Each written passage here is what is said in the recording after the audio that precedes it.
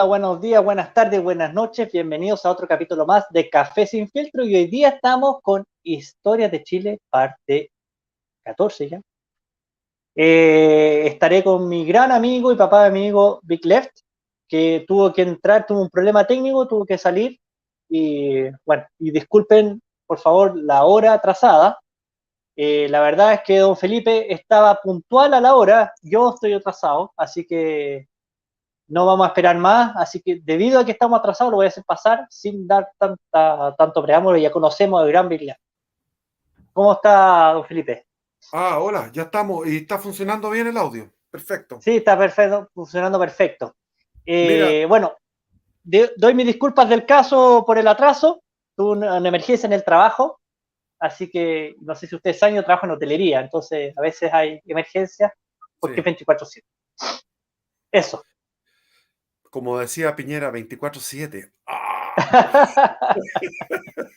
¿Te acuerdas No descansaremos. cuando Piñera le entregó a todos, el primer gobierno les entregó unos pendrive Bueno. para que ellos sean ejecutivos?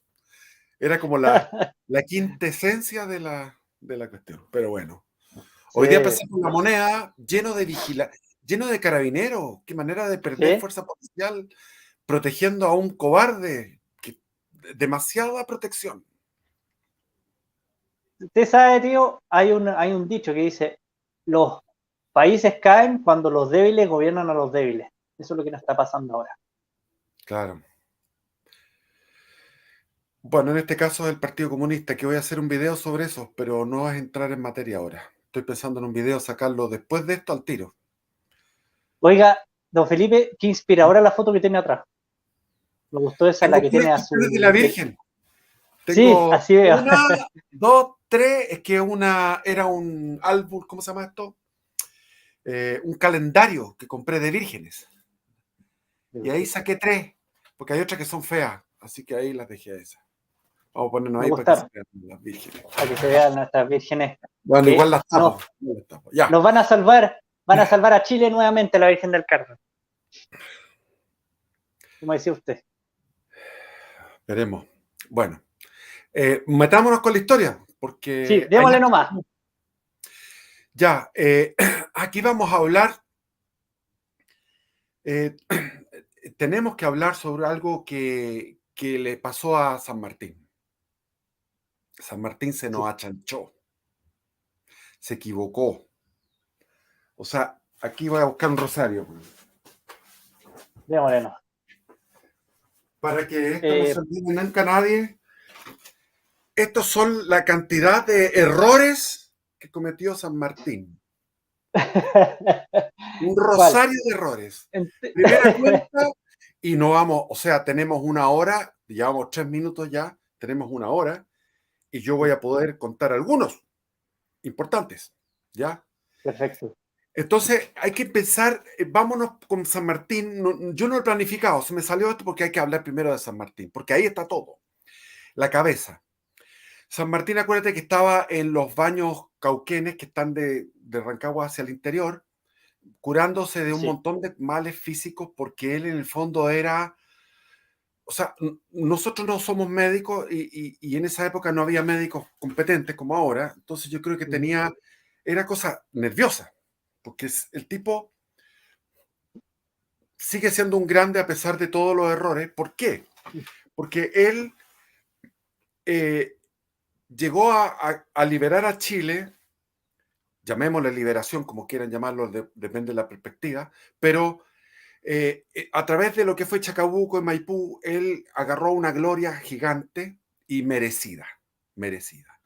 Todo lo que fue la preparación del ejército de los Andes en Cuyo fue una cosa increíble. Y él, esa disciplina, esa mística que le infundió a la oficialidad y a la tropa cuyana, y después a la tropa cuyana y chilena, chilenos del centro de Chile y cuyanos, es decir, chilenos desde el Maule para el norte y cuyanos. Ujú. Esa era la tropa.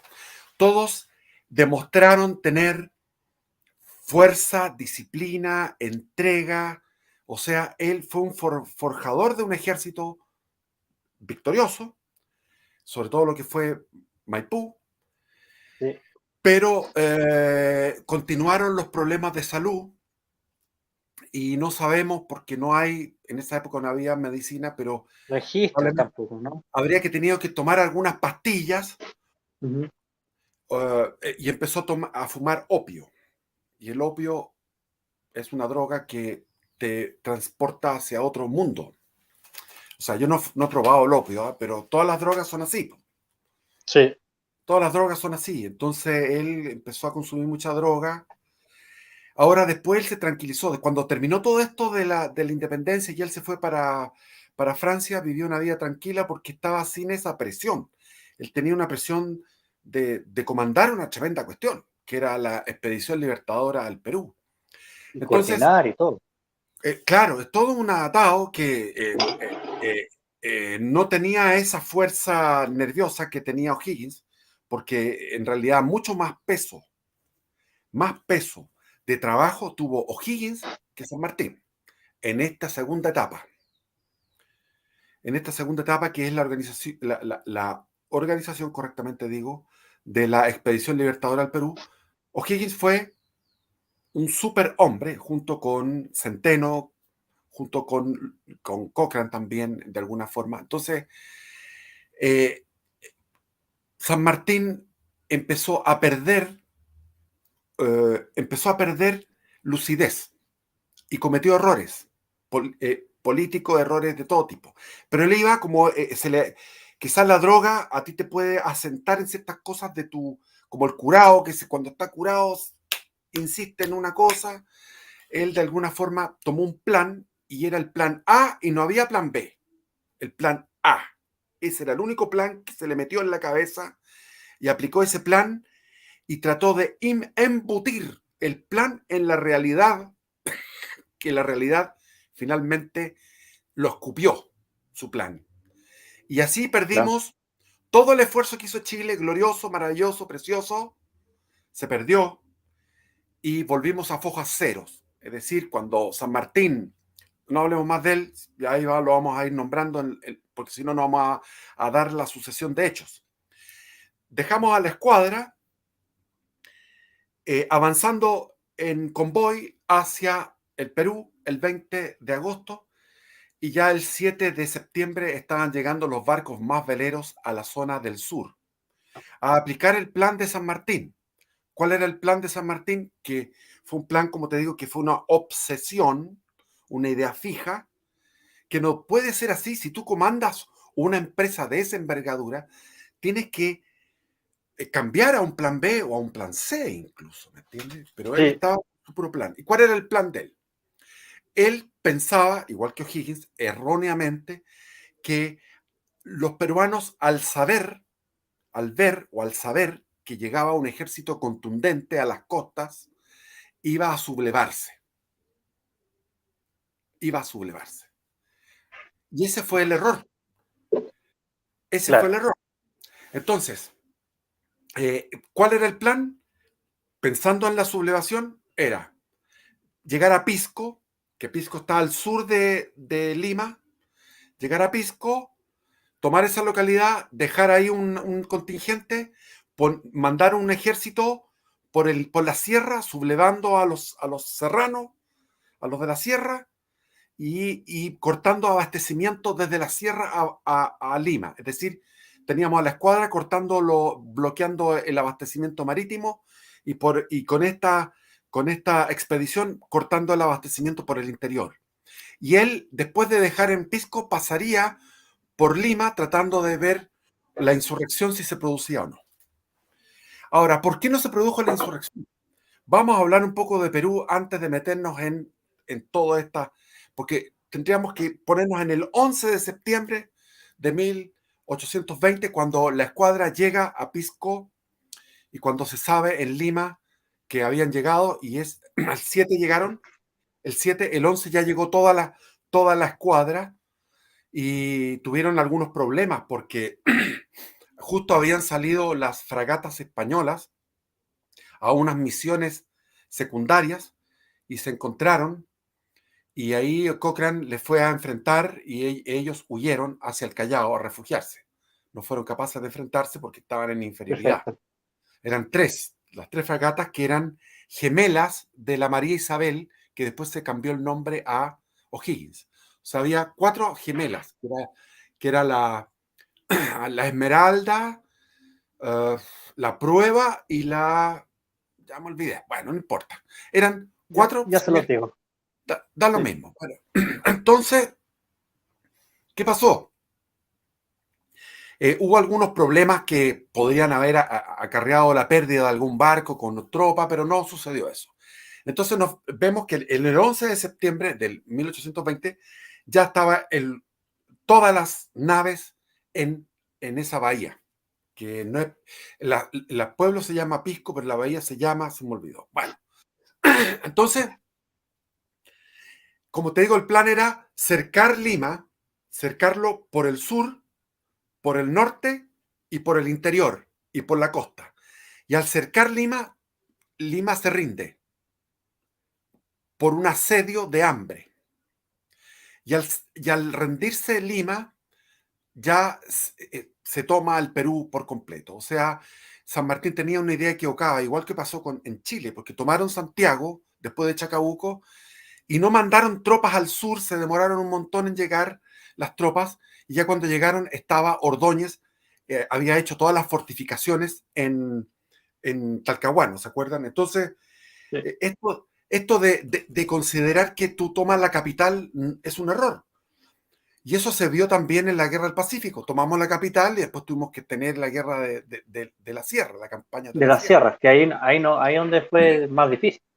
Fue mucho más difícil. Entonces aquí Sí. los españoles, los jefes españoles, que eran buenos, por ejemplo, estaba Jerónimo Valdés, que era extraordinario, estaba La Serna, que después fue virrey, estaba, pucha, se me olvidan los nombres, pero bueno, en todo caso eran gallos buenos, ¿te fijáis? Gallos, Ujú. siempre el rey tenía buenos oficialidad, buenos coroneles, generales.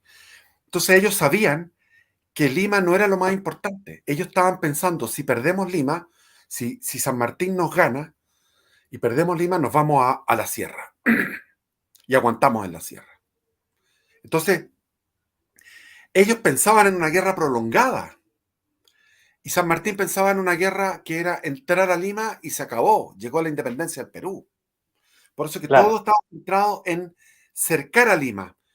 Y él pensaba en llegar y ocupar Lima sin disparar un tiro, sin derramamiento de sangre, porque pensaba que iba a haber un amotinamiento y había informaciones, pero correctísimas y veraces, a través de unas mujeres, que eran unas mujeres patriotas que estaban ahí. Siempre las mujeres pueden hacer doble espionaje, pues tú sabes, con sus cualidades, las cualidades que tienen las mujeres, que son únicas y maravillosas, hacen que los hombres Sí.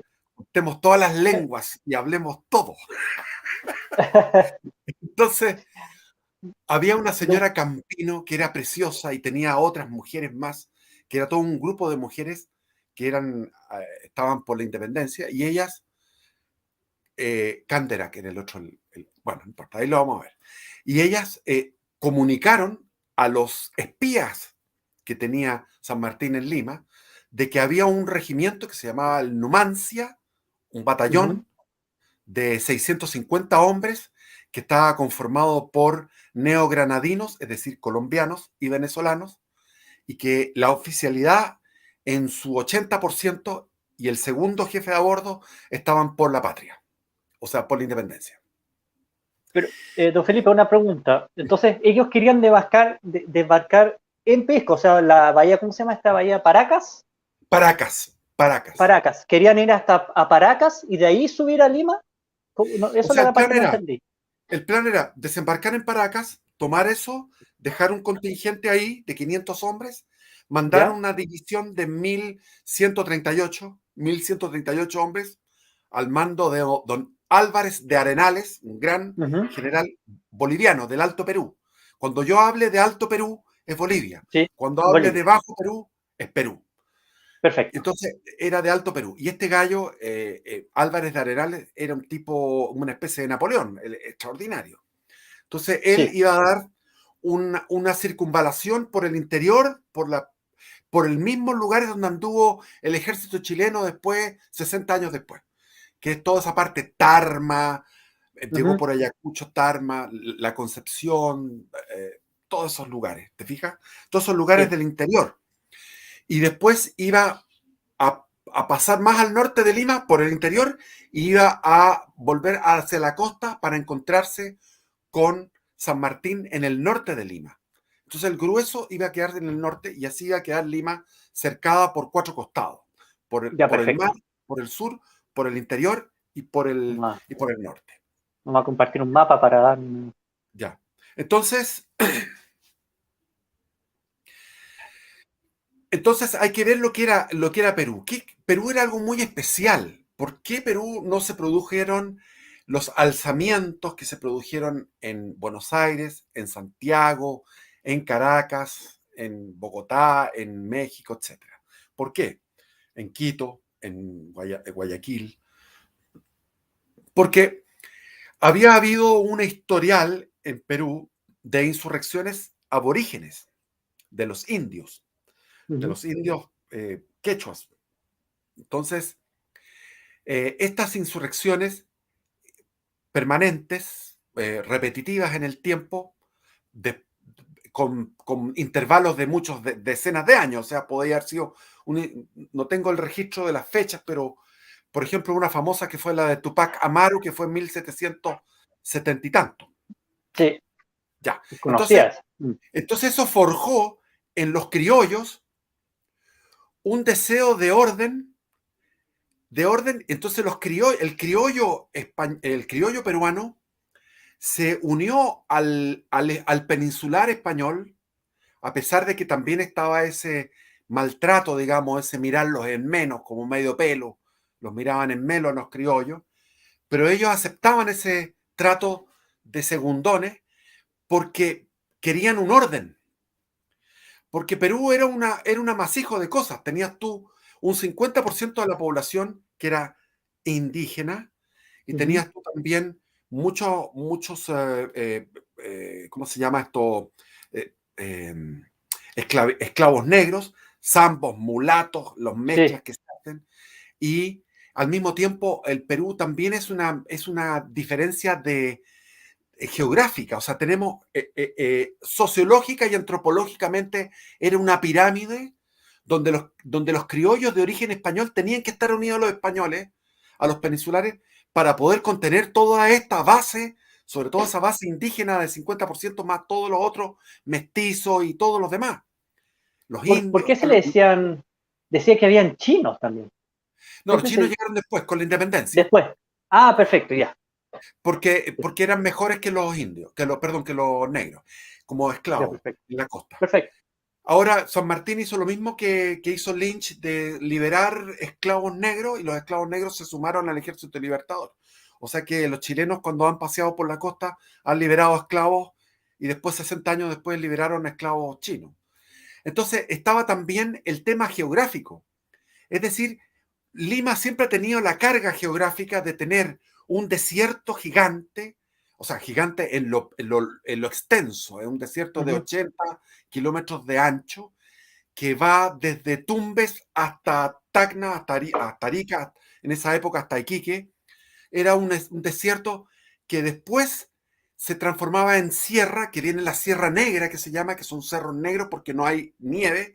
Después hay una meseta y después viene la Sierra Blanca, que está más profunda, más hacia la selva, Ujú. que tiene nieve y tiene glaciares, y después de esa cordillera blanca viene el descenso hacia el Amazonas, hacia las planicies interminables, infinitas del Amazonas. Entonces, tú tienes la costa, los dos tipos de sierra, tres tipos de sierra, dos cordilleras y una meseta interna, más la Amazonía, y después tienes también tú el Alto Perú, tienes el sur del Perú, que era una cosa distinta que el norte del Perú. Entonces, el Perfecto. virreinato del Perú estaba dividido en 8 intendencias y cada una tenía que lidiar con un montón de singularidades. La de Trujillo, Ujú. la de Cusco, la de Arequipa, la de Puno, un mundo aparte. La de Puno nada que ver con la de Trujillo, que está en la costa No, al norte. ¿Te sí. fijas? Entonces todas eran intendencias que tenían diversidades geográficas aparte de la diversidad antropológica. Y lo otro es que Perú siempre fue rico. Entonces, al comienzo de las sublevaciones, de estos gritos de independencia o de cabildos abiertos, hubo una primera que fue la que se produjo en el Alto Perú, en lo que es ahora Bolivia, pero fue aplastada por Fernando de Abascal, que fue un gran emperador romano, llamémosle así, el Sí, gran virrey Abascal, que logró contener a los argentinos en el Alto Perú, primero extinguir y aplacar las sublevaciones independentistas en Sucre, en Bolivia, y, y en Quito, que fueron las primeras, 1808-1809. Son las primeras las primeras gritos de libertad que fueron aplastadas, no sé si estoy hablando muy fuerte, muy gritado, que no fueron para aplastadas nada. Yo por estoy Fernando. señalando Ya, normalmente donde usted estaba hablando, Sucre aquí y Quito ya. acá arriba. Entonces, eso fue lo primero que hizo Fernando Abascal, fuerza. Y fue apoyado porque al interior no había ningún problema, en Lima no había problema, en Cusco tampoco. No, hubo un intento de rebelión en Cusco, pero también fue aplastado. Y por otro lado, Perú siempre fue rico. Entonces, la producción de Perú anualmente era de 6 millones. 6 millones y quedaba 1 millón libre para España. O sea, España ganaba con Perú 1 millón de pesos libres y Perú tenía toda esa riqueza venía de impuestos, impuestos que venían de la minería de la plata. Entonces, había una riqueza en la minería de la plata. Y con esa plata, o sea, con eso gastaban en un montón de cosas y tenían que mantener también a auxiliar a Chiloé, a Valdivia y Osorno y a Guayaquil. Entonces son lugares que estaban auxiliados por el virrey del Perú. Entonces, si tú te imaginas Lima, un lugar donde hay un trueno y un relámpago cada 100 años, porque no llueve nunca, y donde la gente vive en una especie de molicie de la clase alta y las clases medias altas, los mismos criollos peruanos, vivían muy bien. Perdón. Todo lo que era la vida en la costa peruana, yo he pasado por ahí y es una exquisitez, porque tú tienes esos valles verdes que te entregan todo tipo de frutas, todo tipo de ganado, y bueno, y tú eres un tipo que está ahí, si tienes tu riqueza, vives pero estupendamente. Entonces no va a haber porque acuérdense que la insurrección fue producto de las burguesías, de los criollos. Bueno, eso con respecto a Perú, para que entendamos. Entonces, Ujú. vámonos volvamos al 11 de septiembre de ese año 1820, que estamos en Pisco, ahí está al sur de Lima, se ve como una saliente, ahí está Pisco, en esa saliente Sí, que está al sur de Lima, en aquí Paracas, está, ahí. aquí está. Entonces, bueno, eso fue una acción militar pequeña, tomó eso sin problema. Habían 500 hombres de milicia que salieron arrancando, obviamente, al ver toda esta cantidad de barcos. Y, y San Martín siguió con su plan y llegó a ponerse enfrente del Callao. Eso ya fue como eh, en octubre, sí, en octubre. Ya en octubre estaba frente al Callao todas las embarcaciones Ahí está. como desfilando y esperando el plan de San Martín, que era un plan descabellado, en el cual la oficialidad del regimiento Numancia iban a matar a los otros oficiales del regimiento y iban a salir de Lima a ocupar las fortificaciones del Callao, iban a dar avisos en la noche con fuegos y ahí podía desembarcar la expedición a, a Callao. Pero eso no ocurrió porque nadie estaba dispuesto a dar esa valentía. Estaban por la patria, pero no eran suicidas. Era una acción muy temeraria. Y a Ya. todo esto, San Martín ya llevaba un mes en Perú y se dio cuenta de que los peruanos, el pueblo peruano vitoreaba, decía viva la patria, y después llegaban las tropas del virrey, decían viva el rey, y los curas ponían las campanas cuando llegaban los patriotas, y después llegaban las tropas reales y las tropas del virrey, y también hacían repique de campanas a todo entusiasmo. Entonces, estamos hablando que el pueblo peruano era un territorio movedizo, un territorio pantanoso donde realmente no había una determinación ni un deseo de independencia, por lo menos en la costa. Entonces, San Martín se fue a Ancón, que está un poco más al norte, una pequeña bahía que está ahí, Ancón, Ujú. y en Ancón esperó, estaba esperando acontecimientos de sublevaciones, Aquí. porque ahí está Ancón, ahí estaba, en Ancón estaba toda la flota en Ancón, esperando y como mostrándose que aquí estamos nosotros. Ese era el proyecto. San Martín tenía un proyecto de amago, de amagar, de intrigas, de cosas que le gustaba hacer a él, y que fue maestro en eso, pero ahora como estaba con un problema cerebral, ya estaba patinando, tenía una fijación en un plan. Acuérdense que todos pensaban en otros planes, pero él siempre pensaba en el plan original, grueso, desde Cuyo llegar a Chile y desde Chile a Perú, todas esas cosas. Estratégicamente él era acertado en su Ujú. visión estratégica, pero en este momento estaba equivocándose y no estaba procesando los datos que le estaba dando la realidad. Claro, claro. Eh, pero Cochrane le insistía, y están las cartas, y hubo muchas peleas con Cochrane. Entonces Cochrane fue y se entrevistó con él. Le dijo, oye, qué es lo que estaba entregando la realidad con respecto a Lima?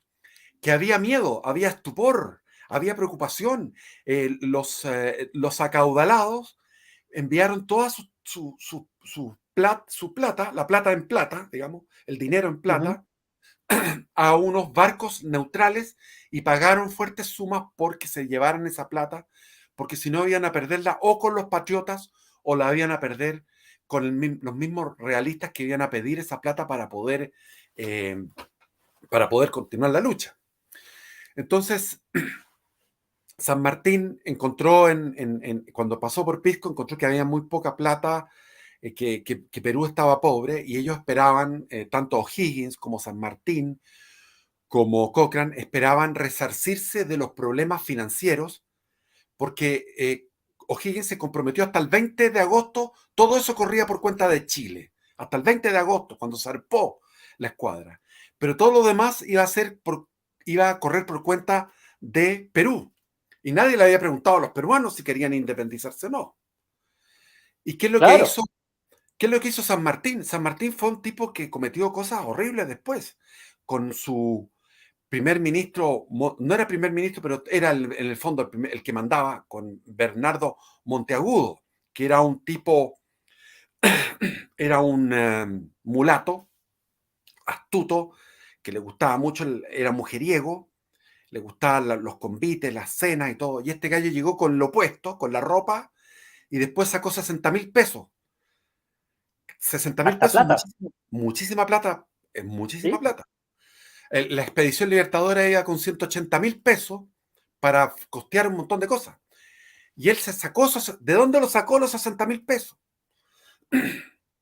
Y después cuando San Martín estaba gobernando el Perú, la costa peruana, como protector es el cargo que tenía, eh, llegó y confiscó los bienes de los realistas, es decir, le robó las tierras a los realistas y las parceló y se las regaló a toda su oficialidad, que era una oficialidad, a todos los argentinos, porque no hay, al único que le regaló fue a O'Higgins, la hacienda de Montalbán, se lo regaló a Ujú. O'Higgins. Pero eso fueron expropiaciones, ¿te fijas? Entonces los realistas trataron de sacar su luca en ese momento, y hubo una discusión entre Cochrane con San Martín, porque Cochrane le dijo, lo que hay que hacer ahora es desembarcar la tropa, ir y tomar Lima. Y la crítica militar, que esto se estudia, todas estas cosas se Ujú. estudian en escuelas de estrategia y todo, le dan razón a Cochrane, porque la calidad del soldado que tenía San Martín, esos 4.000 hombres que tenía, eran hombres de mucha valía militar. Eran 2/3 chilenos que habían sido forjados en la dureza, y el chileno siempre ha sido bueno para la guerra, y había 1/3 de cuyanos con ingleses, franceses, polacos y todo tipo de aventureros. Es decir, esto era una cruzada donde iban ellos si tú hubieras hecho una encuesta tipo CADEM, te habrían dicho, ¿por qué vienes tú? Por la gloria, por la Dale. gloria, por la Sí. independencia del Perú y por la independencia de las Américas. Eso era. Entonces era una cruzada y todos querían pelear y venían con ganas de pelear. Pero San Martín estaba en otra posición. Todos los analistas te dicen que en ese momento habrían tomado Lima. Porque claro, eh, el virrey tenía alrededor de 7.000 hombres, pero de muy poca valía, no tenía moral ese ejército. Era un ejército donde recolectaban a los vagos, a la gente. Bueno, no vamos a ser peladores con la capacidad bélica, pero en todo caso existía esa posibilidad de dar un golpe de suerte inmediato y tomar Lima. Pero San Martín siguió con su plan, ¿te fijas? Pero entre medio, Cochrane, mientras estaban ahí en Ancón, Cochrane dijo, voy a hacer un acto de suma temeridad, de suma valentía para despertar el ánimo en la tropa, porque la tropa quería bajar a tierra a pelear. Entonces, Claro. Ujú. Cochrane lo que hizo fue, volvemos al Callao, en el Sí. Callao hizo que las naves salieran como persiguiendo a enemigos y quedó la pura O'Higgins, y en la noche destinó 14 botes llevando atrás, llevaban remolcando unas lanchas, iban con remos que llevaban trapos amarrados en los remos, todos vestidos de blanco, y iban remando para poder ir a capturar la única fragata que había ahí bajo la protección y el alero de la fortaleza del rey Felipe, que estaba ahí, que eran 300 cañones. ¿Por qué? Porque había salido las otras dos, la Venganza y la otra, que no me olvida, esos dos habían ido hacia el sur a buscar refuerzos. Fueron a Arica a encontrarse con tropas que venían del Alto Perú, de Bolivia, y llevar esas tropas para reforzar la defensa de la capital. Al mismo tiempo estaban bajando tropas, estaban subiendo, bajando, como quiera llamarlo, Ujú. desde Arequipa, desde el sur. Es decir, venían refuerzos a pasos forzados, digamos, por desiertos, porque Perú es es una geografía tremendamente hostil. Son desiertos, arenales, montañas llenas de piedras, y desde Arequipa iba también otra expedición. Entonces, como originalmente estaban 3 fragatas, las 3 que eran las 3 gemelas junto con la O'Higgins, estaban ahí en Callao, habían salido 2, quedó una. Entonces, a las 12 de la noche van remando y se encuentran con un barco norteamericano, y los norteamericanos dicen, bravo, bravo. Y Cochrane le dice, cállense, hueones, porque él sabía hablar chileno. Cállense, Sí. huevones. Y siguen, se encuentran con otro barco. Bueno, bueno, cállense, huevones. Ya, siguieron. Como te digo, los remos iban con trapos para que no sonaran. Y el Callao tenía una protección. ¿Cuál era la protección del Callao? Era unas balsas, que te lo dije la otra vez, eran unas balsas Ujú. que van flotando con boyas flotadoras, unas balsas de madera que impiden la entrada de cualquier embarcación menor. Y además de eso, había 26 lanchas cañoneras protegiendo, y estaba esta fragata, la fragata Esmeralda, con 40 cañones, con 350 tripulantes, estaba junto con 2 bergantines a los lados. Entonces era la fragata y 2 bergantines. Y en estos 14 botes iban 160 chilenos, escogidos selectos, y 80 infantes de marina chilenos, que los escogió personalmente Cochrane. Y Cochrane iba adelante. Entonces llegaron al lugar por donde se entra, porque como te digo, como una especie de muralla que está flotando de madera con boyas, y hay un espacio de 50 metros para poder entrar. Y ahí había siempre vigilancia. Entonces iba en el primer bote Cochrane, y Cochrane se encuentra con este bote de los vigilantes, y los vigilantes van a empezar a disparar y dar la alarma, y Cochrane les dice: ustedes, una palabra más y los degollamos. No son nada con cosas. Y los gallos se hicieron pipí y siguieron entrando. Entonces él iba con iban en 2 filas, los botes en 2 filas. Una fila se fue a estribor y la otra a babor. En una iba él y en la otra había el Guido, que era un capitán que tenía él. Entonces, por estribor a babor, y estaban en ese momento la oficialidad en la popa, en el comedor, disfrutando de una noche de juerga, los oficiales. Y de repente escucharon un tiro. ¡Pah! Alarma, todos salieron, y la cuestión, pero ya estaban subiendo. Entonces los que salieron, que estaban arriba vigilando, los vigilantes de siempre, empezaron a dar culatazos, le dieron culatazos a Cochrane, Cochrane cayó, le dieron los culatazos y cayó en el bote, pero siguieron subiendo, y iban todos con armas blancas, no, y con pistolas, pero iban con cuchillos, con machetes, con hachas, cuchillos, machetes, hachas y pistolas. Y se armó la grande. Salieron, en total el combate duró 17 minutos, pero hubo momentos duros donde la guarnición española tomaron sus mosquetones, sus fusiles, y empezaron a disparar los castillos de popa y de proa. Empezaron a disparar a la cubierta. Entonces, en ese momento hirieron a Cochrane. Cochrane se amarró a una cuestión, siguió peleando, y otros subieron arriba a las torres de vigilancia, desde ahí disparaban. Otros tomaron arriba de los castillos la parte para bajar la bandera, etcétera, y en un momento terminado, lo que dice Cochrane, y lo dijo siempre y lo escribió en sus memorias, y dijo que nunca, nunca, jamás había visto tal desempeño de valor, de temeridad y de ferocidad en el ataque como fueron los marineros chilenos, la infantería de marina chilena en la cubierta de la Esmeralda. La sangre por todos lados, miembros descuartizados por todos lados, hasta que al final algunos se tiraron al agua, tomaron 204 prisioneros.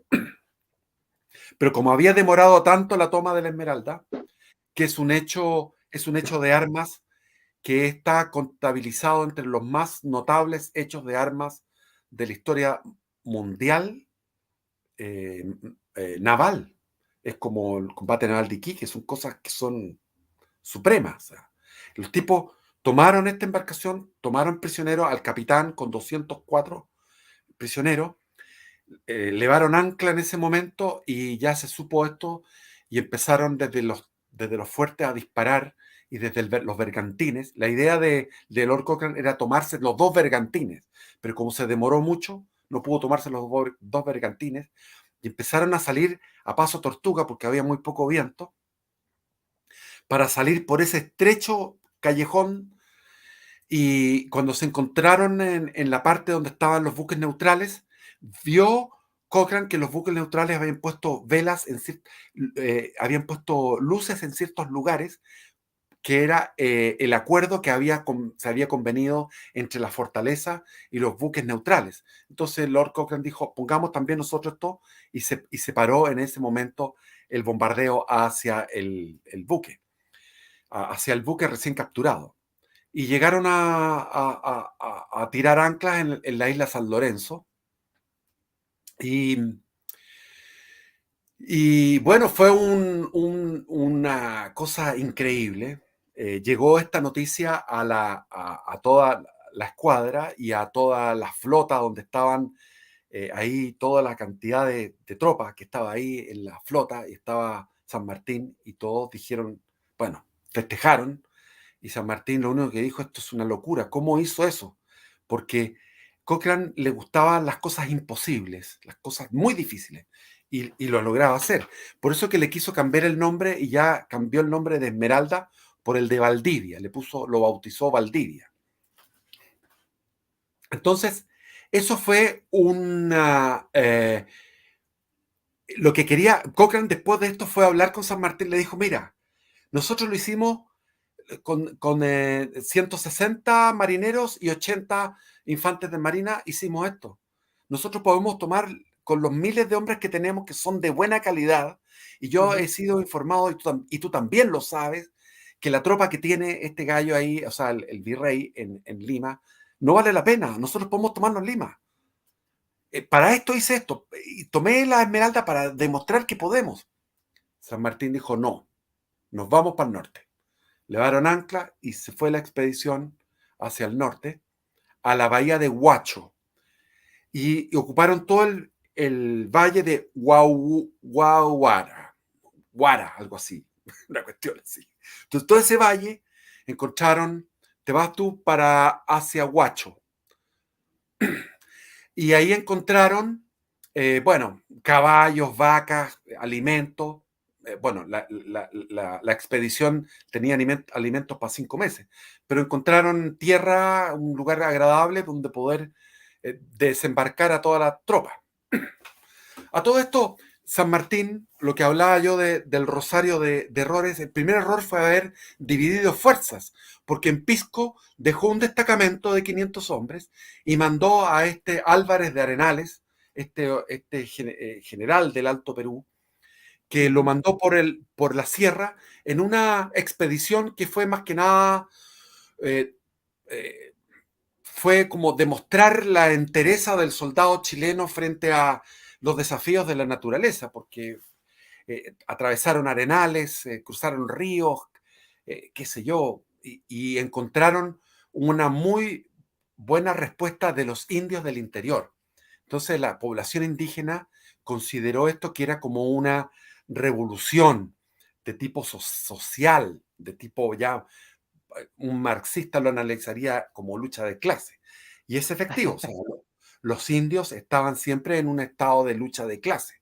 Entonces ellos tomaron esto como eso y se plegaron a esta expedición de, de este que yo digo Álvarez de Arenales, se plegaron a esta expedición por miles, miles de indios.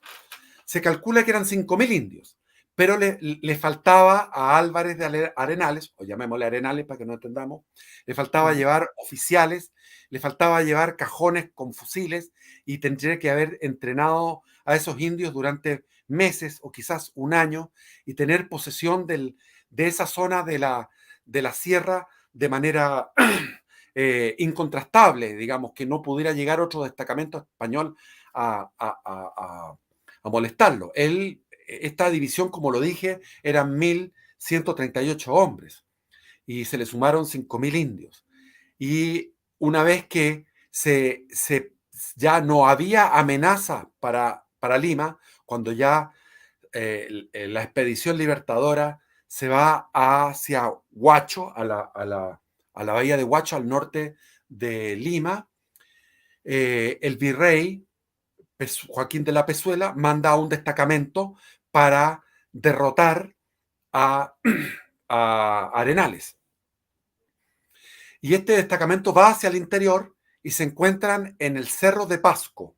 Y ahí se produce un combate, o batalla, como quiere llamársele, que fue una victoria rotunda de la causa patriota al mando de este general, como les digo, muy capacitado, Arenales, que puso a sus tropas en posiciones defensivas, batió desde arriba, dispararon con cañones, con la fusilería, y después cargó la bayoneta y derrotó por completo a la división realista.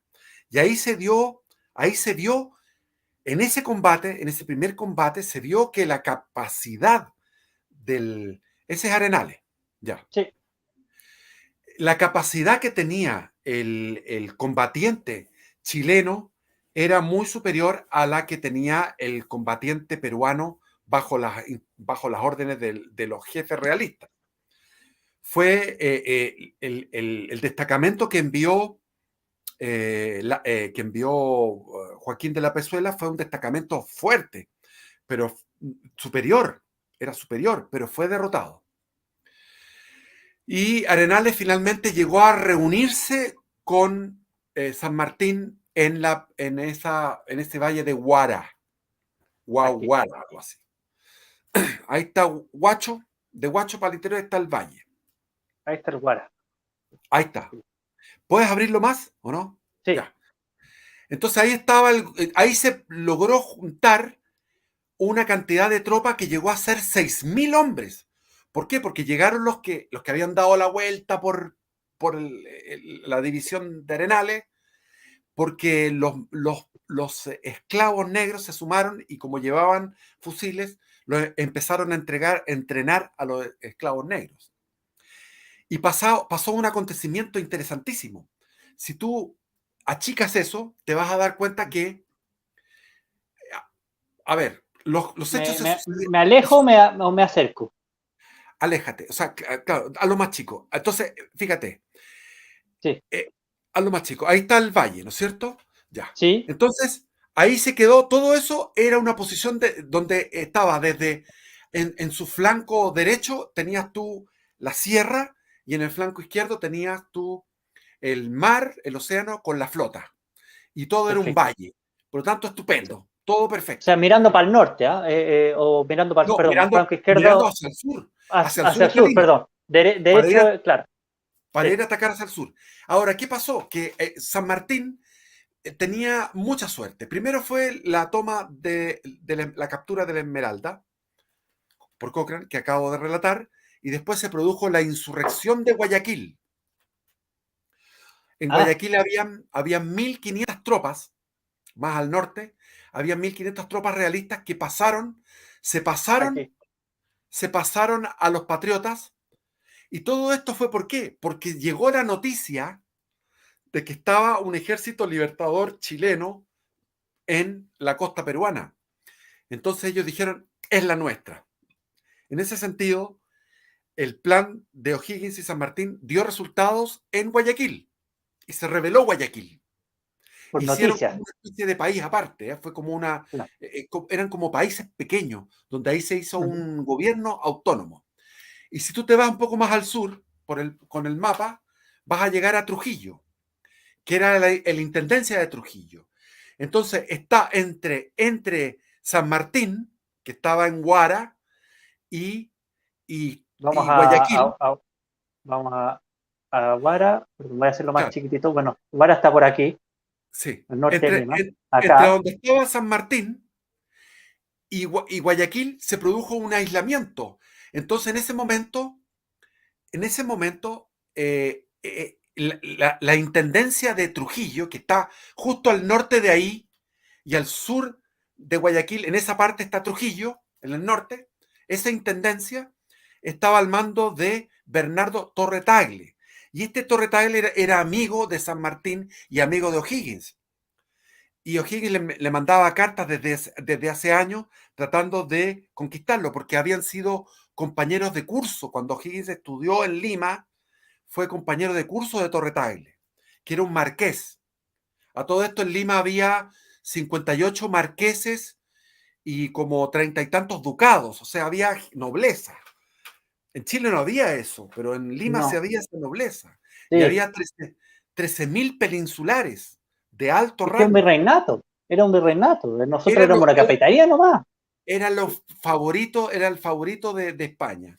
Y después de la independencia le hicimos un mal favor a los peruanos, porque se fueron 13.000 personas, después de todos estos hueveos, se fueron, volvieron a España, gente calificada. Bueno, entonces Torre Tagle, que era un tipo cobardón, cuando se sintió protegido, porque vino la insurrección de Guayaquil y vio que el ejército el ejército libertador estaba al sur de él, hizo la independencia, declaró la independencia de Trujillo. ¿Te fijas? Entonces pidió ayuda a San Martín y San Martín le mandó 100 hombres porque había una policía, no había tropa ahí. Entonces, con 100 hombres bastó para poner orden y eso fue el primer grito de gente peruana. Por eso es que Torre Tagle es famoso en Perú como el primer peruano que alzó la voz de la independencia. Entonces, estábamos sumando una serie de acontecimientos positivos. ¿Y qué pasó? Que el virrey, viendo que iba a juntarse la expedición que venía de la sierra, que era la expedición de Arenales, se iba a juntar con San Martín, envió un fuerte ejército para ponerse en el intermedio. ¿Quién es ese? Torre de Tagle. Torre Tagle, ya. Torre de Tagle. Pero era un civil, ¿ah? No era militar, era un Sí, civil. sí. Ahí Era, está, dice José Bernardo de Tagle y Portugarrero, Marqués de Torre Tagle. Eso es lo que sí, dice. era un Piñera cualquiera el gallo, pero en ese momento aprovechó, dijo, ahora es la mía, ¿entiendes o no? La tenía, Claro. pues. Estaba aislado, no podían ir a reprimirlo. Oye, Entonces, ¿qué pasó? Que envió un destacamento, un ejército, para ponerse entre medio, para evitar la reunión de Arenales con San Martín. Y en ese movimiento cometieron un error, en un momento determinado dijeron retírense, porque tuvo miedo, eh, tuvo miedo realmente, era tímido, miedo, eran dos miedosos ahí, San Martín miedoso y Joaquín de la Pezuela miedoso. Entonces los hizo retirarse. Y al retirarse iba Jerónimo Valdés adelante y Jerónimo Valdés cometió el error de poner en la retaguardia al batallón Numancia, que era el de la oficialidad que estaba pololeando con esas niñas bonitas de Lima. sí, sí, Y los los tipos, suertudos. los tipos que como iban en la retaguardia, se dejaron estar y tomaron una distancia de 10 kilómetros con respecto al grueso del ejército realista, pescaron a los realistas que había adentro, que ya los tenían cachados, cortaron los pescuezos y se dieron vuelta y volvieron y se fueron hacia el norte a encontrarse con las tropas de San Martín. En Chancay, Chancay. Mira, si tú ves Huacho, de Huacho al sur está Chancay, algo así se llama. Veamos. De A ver, Huacho al sur. vamos a ver. Vámonos a Huacho y Chimbote, nos quedamos ahí. Guacho, ¿Eh? Nos vamos a quedar ahí. Chancay. Aquí está Chancay. Chancay. Ahí está. ¿Cuánto hay? ¿Lo ves? Sí, bueno, de Chancay a Huacho hay, hay una buena Puedo cantidad hacer, de puedo kilómetros. hacer la búsqueda. Puedo hacer de Guacho. En los libros antiguos se habla de 16 leguas. 16 leguas. Vamos a llegar a Chancay. Entonces,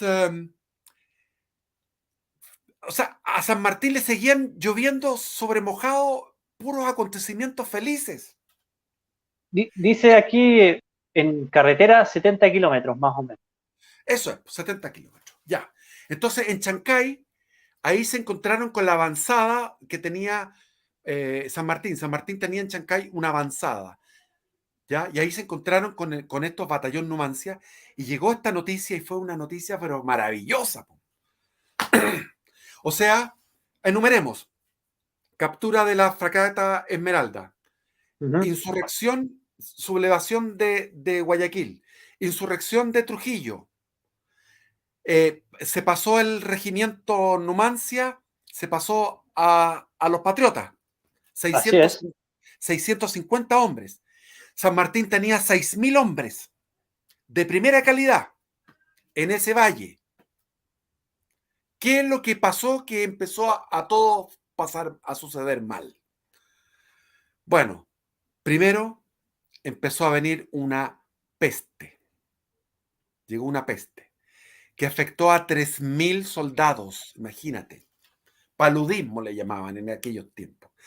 Terciana, pálidos, con cara de cadáveres, zombies así, con una ojera, diarreas, vómitos y todo esto era una peste que llegó y 3.000 hombres hechos peures.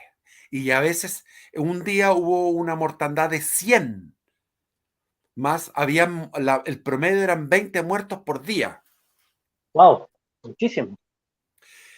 Con mayor razón, la oficialidad estaba descontenta con San Martín porque tuvieron a la mano la toma de Lima. Y San Martín no quiso arriesgar con tropas Muy superiores, prudente. Mm. muy excesivamente prudente. ¿Te fijas? Entonces siguió en esta cosa de tratar de contemporizar. De Chancay se fue de ahí fue con sus tropas tratando de atacar Lima en un momento de euforia porque pasaba San Martín por las cartas se ve que pasaba por depresión, euforia. Entonces, toda Bipolar. esta empresa estaba siendo comandada por un hombre que estaba con problemas psiquiátricos. Sí, bipolar, total. Y la euforia Euforia y depresión. hizo que todo el ejército anduviera por todo ese desierto que tú ves ahí Sí, para tomar Lima. aquí Y está. llegaron los caballos cansados, los caballos sin agua, la tropa cansada, y se encontraron con posiciones defendidas de los realistas con lo que habían llegado los refuerzos del sur. Habían llegado los refuerzos de Arica, los refuerzos del Alto Perú, los refuerzos de Arequipa. Entonces, estaban ahí en posiciones de defensa ventajosa, y los otros tenían, y los patriotas, o sea, el ejército de San Martín tenía a sus espaldas 100 kilómetros de desierto. Entonces, en Es ese mucho, momento, los mucho. oficiales tomaron el catalejo, dijeron, si fallamos, si estamos sin agua, estamos con la tropa cansada de tanto caminar por los arenales, y ahora vamos a atacar a Lima en este momento. El oficial le dijo, la euforia que le faltó en su momento, o el ímpetu, la valentía que le faltó a San Martín, de tomar Lima en octubre del 20, ahora en enero del 21, no era posible, porque ya había cambiado el panorama. Y la posición no era una posición ventajosa, porque tenías que avanzar por el desierto y enfrentarte a tropas frescas, tropas que están descansadas. Y San Martín se retiró. Y los peninsulares que estaban mirando esto, Canterac, Canterac, que era como Ujú. un tipo Canterac. Y este gallo, por ejemplo, estaba el Valdés que dije, se me olvida el otro nombre, qué pena, pero son gallos tremendos. Y los tipos dijeron, tenemos que ir contra ellos, avanzar y ahora atacar nosotros, los realistas. ¿Y sabes lo que dijo Joaquín de la Pezuela? No, no arriesguemos, no arriesguemos. ¿Y qué pasó? Se produjo un golpe de Estado en Lima. Todos estos, la Serna, que era el capitán de todos ellos, ¿ya? El brigadier La Serna, con este Canterac y el Valdés y el Ramírez, que era otro más, y había otro, bueno, todos estos coroneles, llamémosle así, ese cuál, Canterac, José de Canterac. ese, capo, súper audaz el tipo. Entonces, en un momento determinado, a Joaquín de la Pezuela le dijeron, tiene 4 horas para dimitir. Bando número 1, en vista de que usted ha sido un cobarde y nosotros queremos atacar a San Martín y mandarlo lejos,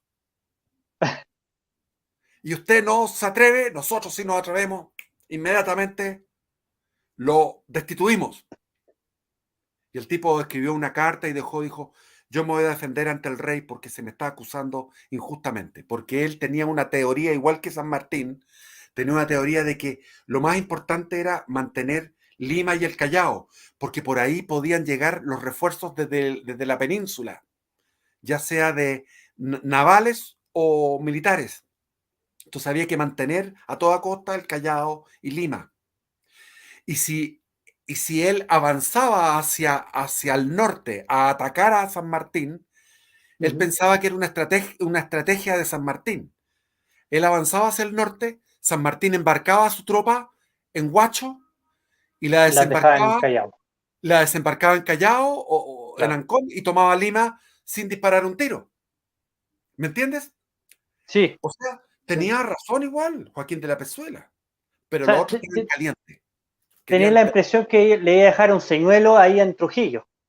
O sea, en Huacho, en ¿cómo se llama? Guara, Huacho, perdón. Guaguara. Huacho, Guaguara. Claro, Guaguara. Entonces, claro, o sea, Joaquín de la Pezuela interpretaba que esta retirada de San Martín, que fue una Guaguito. retirada porque se dio cuenta que estaba en una euforia y dijo, la cagué y se retiró. Fue un problema de su cerebro. Era un problema cerebral de San Martín, pero él pensaba que estaba retirándose para que caer comer la carnada y ir todos los realistas hacia el norte y San Martín embarcar sus tropas en los barcos y tomar Lima. Y nombraron virrey a La Serna, que fue el último virrey del Perú, que era un tipo combativo, ¿ya? Pero, ¿qué pasó? La peste llegó a Lima. Así que los realistas, miles de hueones, todos igual así, zombies, ¿ya? Ahí está la Serna, Sí, ese es José es la Lazo. Serna, combativo. Sí. Ahora, a todo esto, acuérdate que en España había habido una insurrección liberal y el rey, Fernando VII, había tenido que aceptar la constitución de Cádiz de 1812. Por lo tanto, La Serna era republicano. Pezuela era absolutista. Y este fue un cambio también de óptica. Ellos pensaban que al ser realistas, o sea, no realistas, claro, realistas republicanos, es Ujú. una cosa extraña, como decir, de una república constitucional, pero al ser españoles, llamémoslo así, españoles Sí. republicanos o de una monarquía constitucional, iba a ser mucho mejor la negociación, iba a ser mucho más vistoso y más atractivo para los criollos peruanos y para el pueblo. ¿Te fijas? Entonces, ¿qué se produjo en ese momento? Se produjo las conversaciones y vinieron los armisticios, deseados por ambos bandos, porque llamémosle los peninsulares, porque Ujú. como les digo, habían tomado el mando los peninsulares de tipo liberal, como La Serna. Lo que querían los peninsulares era conservar el Perú para España, pero bajo la Constitución.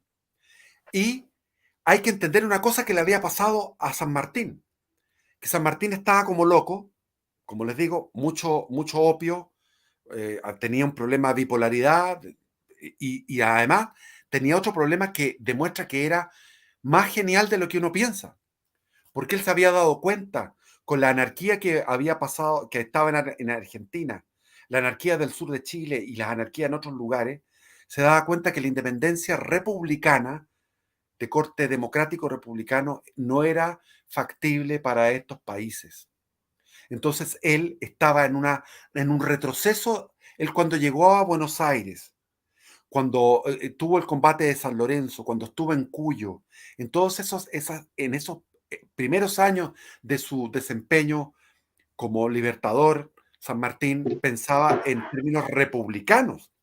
Pero ahora él había tenido un retroceso, llamémosle, o como quiera, una avanzada, en el sentido que él pensaba que había que hacer una cosa autoritaria con reyes.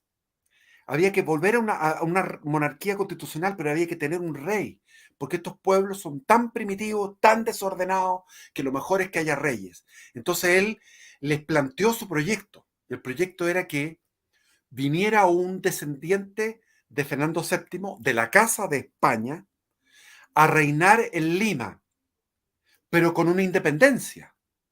En cambio, la Serna decía que no, pero todos los que estaban con la Serna, los otros generales y los otros civiles, encontraron que el proyecto de San Martín era bonito, porque se evitaban la guerra, se llegaba a un armisticio, se llegaba a un acuerdo y se traía no a Fernando VII porque él quedaba allá, se traía un, qué sé yo, un sobrino, alguien de ahí, un tío, un nieto, un hermano, qué sé, el hermano, ¡ey! ¡Pum! ¿Ya? A Lima.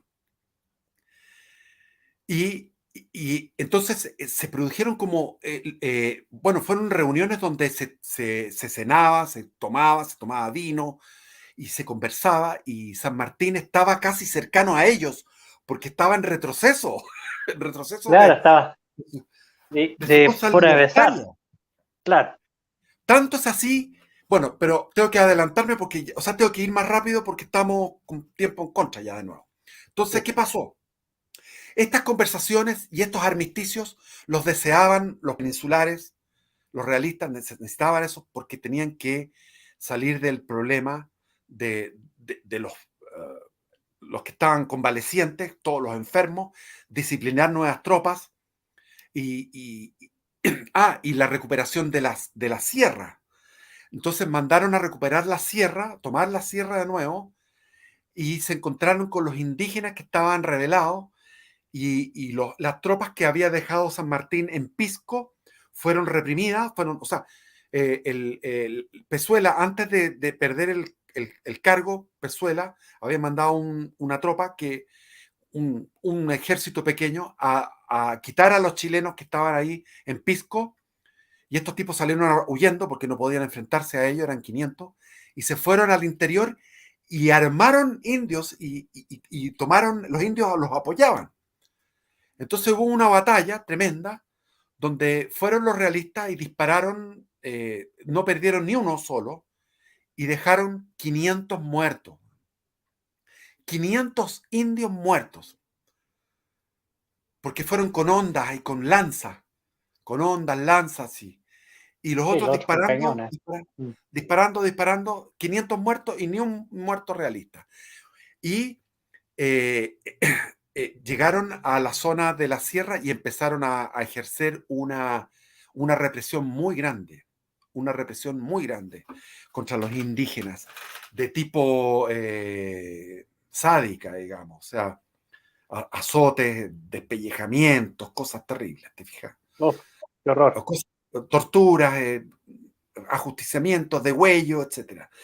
Porque esa es la costumbre que tenía el Imperio Español, como someter a los indios del interior. Siempre habían sido sometidos de la manera más cruel.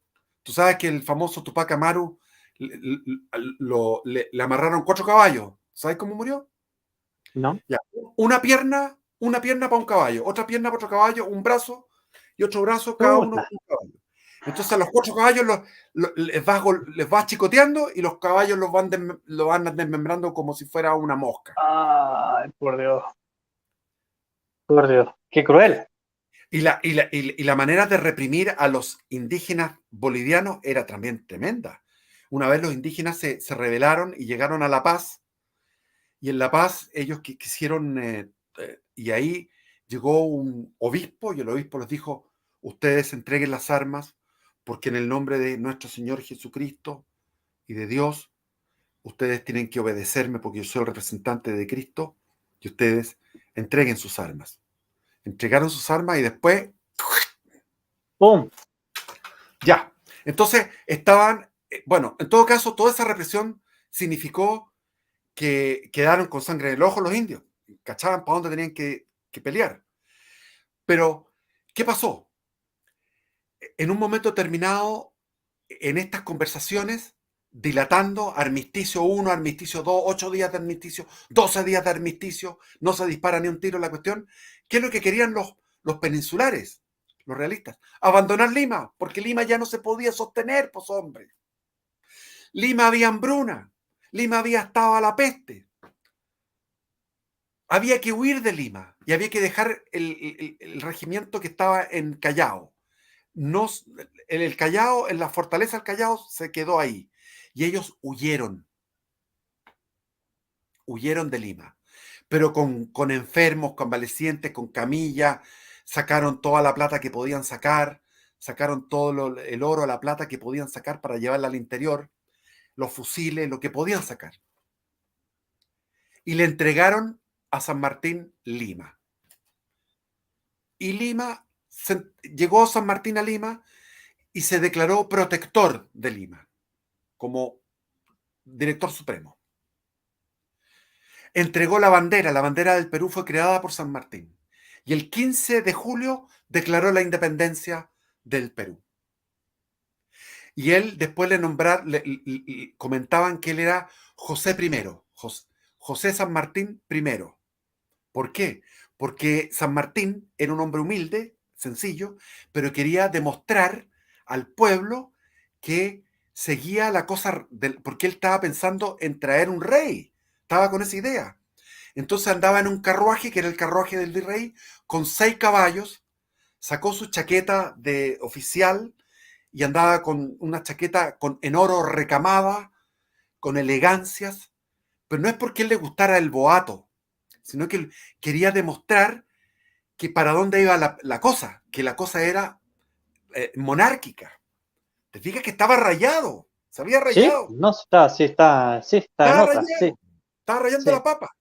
Entonces todos los oficiales, que todos eran republicanos, los oficiales del ejército, había un chileno que era Francisco Antonio Pinto, que fue presidente de Chile y después fue el papá de Aníbal Pinto Garmendia, que fue el que le tocó la Guerra del Pacífico. Y él en sus apuntes, tiene un libro que se llama Apuntes, donde va narrando todas estas cosas, estas locuras. Y además que él hacía una cosa de boato en una Lima que estaba completamente pobre. Y, y como te digo, expropió todas las propiedades, porque no había plata, no había efectivo circulante, pero expropió propiedades inmuebles de los peninsulares con este primer ministro que tenía, que era Bernardo Monteagudo, que se dedicó a, a hacer cosas cochinas y y a agarrar plata, ¿no es cierto? Sí, es que Monteagudo era Claro. malo, más malo que un Y, dolor. y seguimos con el rosario de errores, porque ¿quién estaba en la sierra? Había mandado de nuevo a este, ¿cómo te dije? Al Álvarez de... Se me olvida el nombre. Bueno, Sí, sí, al ya. tiro le... A ese lo mandó de vuelta a la sierra. Entonces, él había generado un ejército en la sierra. Y un ejército potente, que lo creó él mismo, con cañones, con pólvora y con fusiles que venían en los barcos de la expedición libertadora al Perú. Entonces este gallo que se había paseado por la sierra y volvió a la sierra, tuvo una respuesta positiva porque los españoles habían dejado la escoba con su represión, y entonces él podía detener a Canterac, podía detenerlo, podía detener a la Serna. ¿Y sabes cuál fue la instrucción de San Martín? Adivina. No, No te, quedémonos no te quietos. enfrentes, córrete nomás, no te enfrentes. Cuando él se podía haber puesto en posiciones de defensivas, y con todo lo que tenía, sí, el ejército que salió de Lima era un ejército que venía convaleciente, eran espectros humanos, en harapos, y era un ejército sin moral, y era un ejército que no tenía la instrucción militar que tenía el ejército libertador de Chile. ¿Te fijas? Entonces, esa instrucción, él se Álvarez de rebeló. Arenales. Arenales, ese. Ese. Llamémosle Arenales. Entonces Álvarez Arenales de más Arenales fácil. se rebeló y le escribió a San Martín. Le dijo, esto es una locura. Yo no voy a... No, o sea, qué van a decir la gente de la sierra? Que yo lo estoy dando a la espalda. Si yo me voy y no los defiendo, ellos van a decir que nosotros somos unos maricones desleales. Tengo aquí la carta, pero no tenemos tiempo para leer la carta. La tengo aquí. No tengo tiempo para leer la carta. Pero le empieza a decir razonamientos estratégicos y políticos. Álvarez ¿cómo es? De Arenales. De Arenales. Y la instrucción de San Martín es, no te enfrentes, y les dejó el paso. Y la Serna con Canterac llegaron a la sierra, hicieron su bastión en la sierra. Y Álvarez ¿cómo se dice? De Arenales. Álvarez de Arenales. Claro, Arenales lo que hizo fue obedecer y llegaron a Lima. ¿Y en Lima qué pasó? La tropa ya no quería más guerra porque querían guerra, o sea, no querían más paz, querían pelear. Entonces, Ah, San Martín juntó todos sus pollitos, que eran 6.000 pollitos en Lima, y empezó el juego, las prostitutas, la deserción. Los chilenos dijeron, esto ya no quiero saber nada más, está la chucha en la wea, yo lo único que quiero es pelear, y aquí no se pelea nunca. ¿Te fijas? Y la Serna, cachando cómo era San Martín, dijo, lo voy a burlar, y mandó a Canterac de nuevo, bajando de la sierra, con un ejército de 2.000 hombres, a ponerse en las narices aquí de San Martín, entrar al Callao, tomar municiones de la fortaleza del Callao y volver. Y eso fue lo que hizo, que militarmente es una operación suicida. En las academias militares se explica que este movimiento tenía, en términos militares, tenía una viabilidad del 1%, o sea, 1% de triunfo frente a un 99% de derrota. Pero fue triunfo, el 1% se dio. ¿Por qué? Te lo explico. Entró Canterac al lado de Lima, porque tenía que pasar por el lado de Lima, ¿cachai? Va pasando por sí, el lado de Lima y ahí hay sí. 6.000 hombres que te están mirando. 6.000 hombres que quieren pelear, pero que no les dan la orden de atacar. Entras a la fortaleza del Callao y ahí el gallo que estaba en la fortaleza del Callao quería pasarse a los patriotas. Y quería pasarse a Cochrane, pero después hubo unas intrigas y al final se pasó a San Martín. El gallo el que estaba a cargo de la fortaleza del Callao, que se llamaba, se me olvida el nombre, un nombre así, ya. Sí. Entonces, Lo voy a buscar en mis apuntes, que los tengo en Word. este gallo no se sumó a Canterac, pero Canterac hizo esto, para que entiendan. Entró al lado, o sea, pasaron al lado de 6.000 hombres. Entraron al Callao. Durmieron. Salieron de vuelta al día siguiente, con municiones y con pertrecho. Y pasaron de nuevo al lado de 6.000 hombres, 2.000 hombres. 2.000 hombres pasaron al lado de 6.000 hombres. Y volvieron a la sierra. Y San Martín, lo que dicen los sanmartinianos, como por ejemplo Diego Barros Arana, que es fanático de San Martín y de O'Higgins, entonces él dice, lo que pasa es que San Martín no quería derramamiento de sangre. Claro. Ya, sácate los pillos, ya. Para No quería, defenderlo. o sea, ya con eso, San Martín perdió todo tipo de respetabilidad. Y Si deja Cochrane, pasar esa oportunidad. y hay una cosa, que estaba gobernando con Monteagudo, y Monteagudo, ¿sabe lo que quiso hacer en la intriga? Y San Martín le siguió la intriga, que era apropiarse de la escuadra chilena. ¿De qué forma? No pagando ningún sueldo, no pagando nada. Que la gente desertara de los barcos y después meter marinería nueva. Y cambiar las banderas, bajar la bandera chilena y poner la bandera peruana. Y adueñarse para el Perú de los barcos chilenos.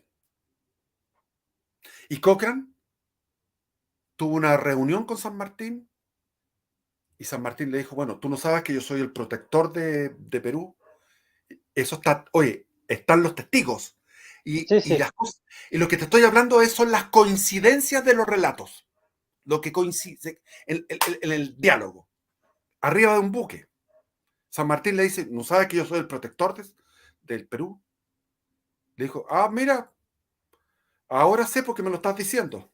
Se lo empezó a agarrar por huevo. Le dijo, pero te digo una cosa, tú ya eres un fracasado. Porque después de todo lo que hemos gastado, todos los esfuerzos que hizo el gobierno chileno, todo lo que hizo el Sí, pueblo chileno, tú los has derrochado en puros errores amariconados, con otras palabras.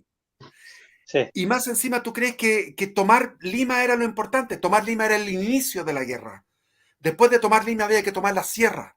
Y después de tomar la sierra había que tomar el Alto Perú.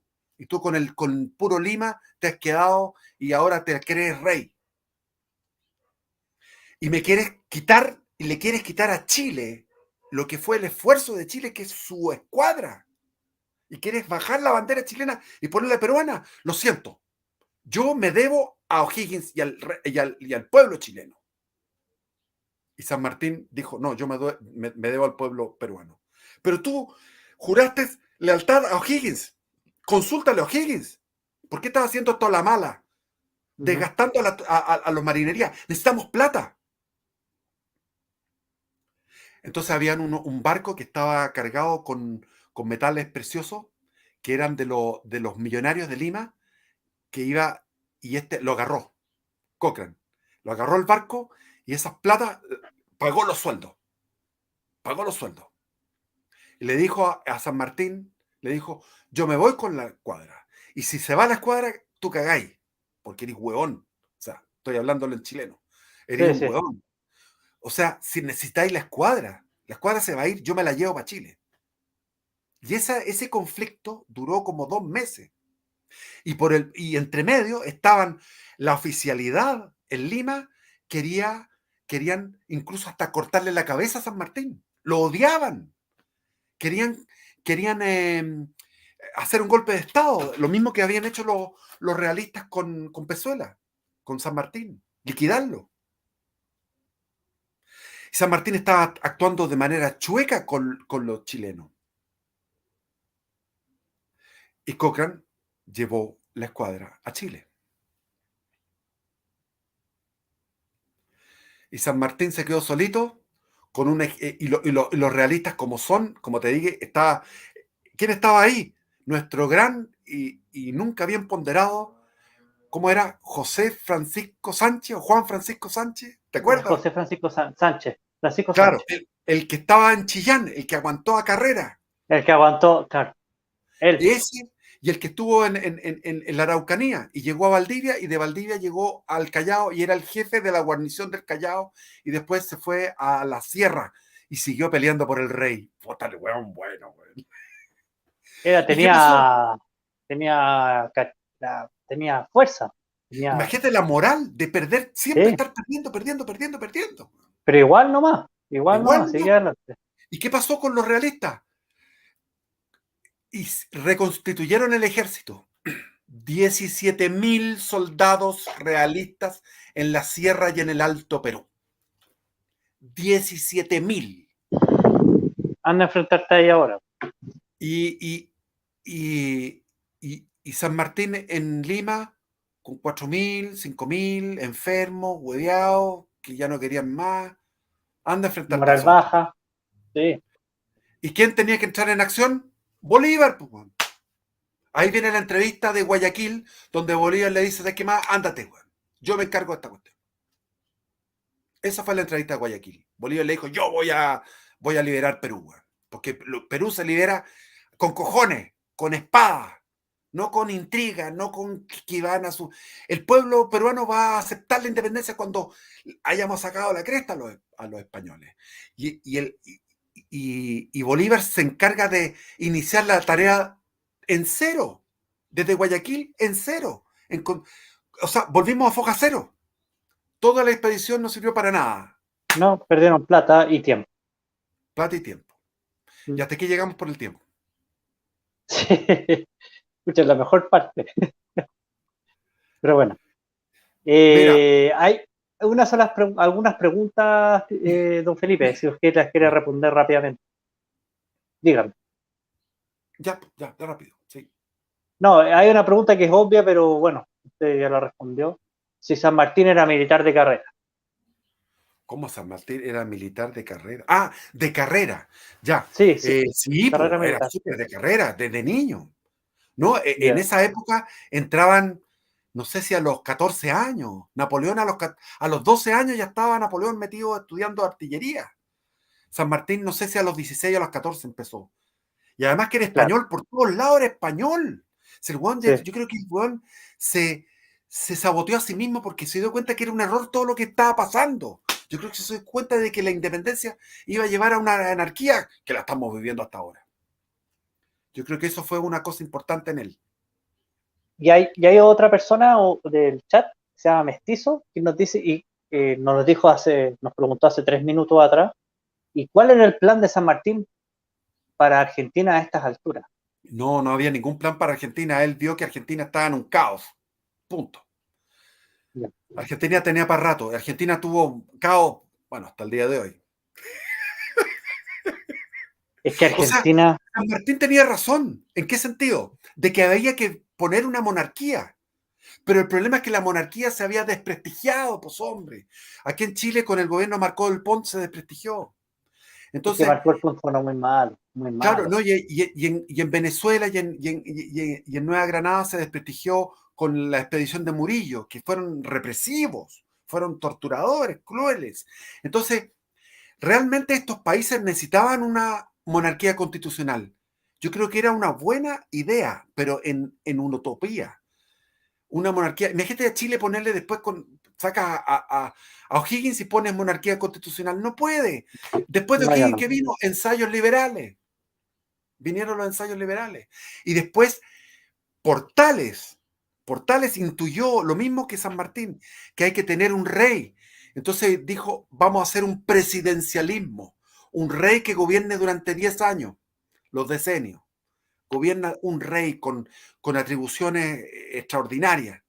Entonces, lo que hizo Portales y que le resultó fue fundir el pasado realista con el presente republicano. Ese fue el acierto que tuvo Portales. Bueno, Portales es un grande, ¿eh? A mí Es un siempre me ha gran. gustado mucho Portales. Y siempre Chile ha funcionado con república autoritaria, si no, no Sí, funciona. los 30 años de los gobiernos autoritarios fue donde mejor anduvo. ¿Sí? Aparte de los últimos, estamos hablando del siglo pasado, del siglo antepasado. Y los 30 años de la concertación también fueron buenos, pero era porque venían saliendo del que te dije, Sí, y venían con el vuelito. con el vuelito, con Sí, el vuelo, claro, venían con el vuelo. sí, sí. Y con la ordenadito. Después se empezaron a desordenar de a poco. Y ahí estaba Es Piñera, que, el conche de su madre, Piñera el que estaba cagando con el bueno, otro fue del. en la época, don Felipe, en la época del Quiotazo, ¿se acuerda? Esa época que la Matei y Piñera querían ser presidentes Sí, sí, me acuerdo. y la Matei espió a Piñera. ¡Ay, qué embarrada! La Estaba derecha se tiraba El Alaman era otro entreguista. Alaman. toda la vida, sin más. Sí. Oye, bueno, por el tiempo nomás tenemos que cortar. Ya, Sí. bendiciones, viva Cristo Rey. Bien, así, viva Cristo Rey, que estén muy bien y que Dios los bendiga a todos. Nos vemos mañana con Sábado Noticias con Connie Honorato y Sonia del Río. Que estén muy No bien, me la hasta pierdo, luego. no me la pierdo. Ya. Que estén bien, hasta luego. Chao, chao.